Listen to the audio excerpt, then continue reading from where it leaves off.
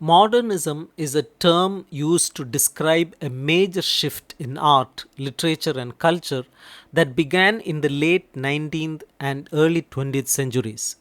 It is often seen as a dramatic break from past traditions, more radical than any previous artistic moments. Critics like Herbert Reed and C.S. Lewis argued that modernism was not just another style change, but a complete collapse of old ways of thinking. For example, Reed, writing in 1933, claimed that artists like Picasso abandoned centuries of European artistic goals, creating a catastrophic rupture. Similarly, C.S. Lewis believed the gap between the modern era and even the 19th century, the time of Jane Austen, was wider than the divide between ancient times and the Middle Ages. Roland Barthes, a French critic, linked this shift to the mid 1800s when language and society began to fragment due to new social classes and communication technologies. Modernism is hard to pin down because it includes many styles and ideas. Some see it as a response to the chaos of the modern world, that is, World War I, scientific discoveries like Einstein's relativity, Freud's psychology, and rapid industrialization. Others focus on its artistic innovations, abstract painting, atonal music, stream of consciousness writing, and experimental forms that reject realism. Writers like Virginia Woolf and James Joyce aim to capture the fragmented subjective experience of modern life. For Woolf, this meant focusing on the atoms of everyday moments, while Joyce sought a silent stasis of aesthetic pleasure, prioritizing art's internal logic over realistic storytelling. There is a debate about whether modernism is a unified movement. Some critics, like Stephen Spender, argue that 20th century art splits into two streams: the moderns, experimental and abstract, and the contemporaries, traditional and realistic. Modernist art often emphasizes self conscious technique.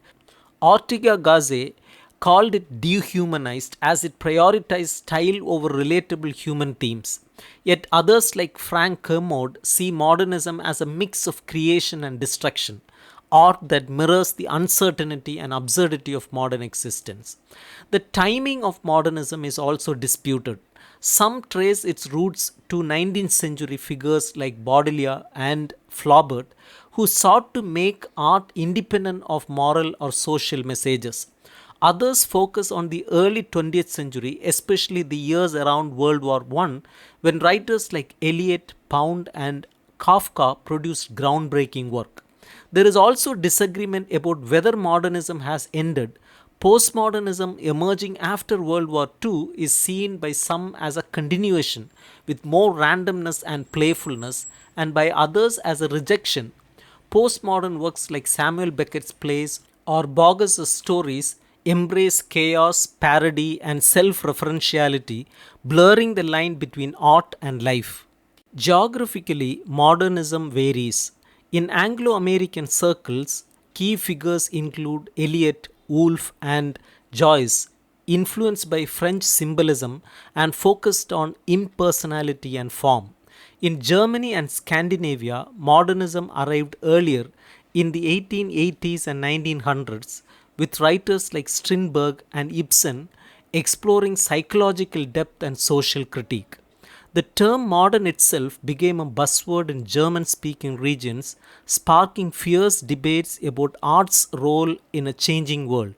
By contrast, English critics rarely used the term until the mid 20th century, preferring labels like new to describe shifts in poetry or drama. A core tension in modernism is between reason and irrationality.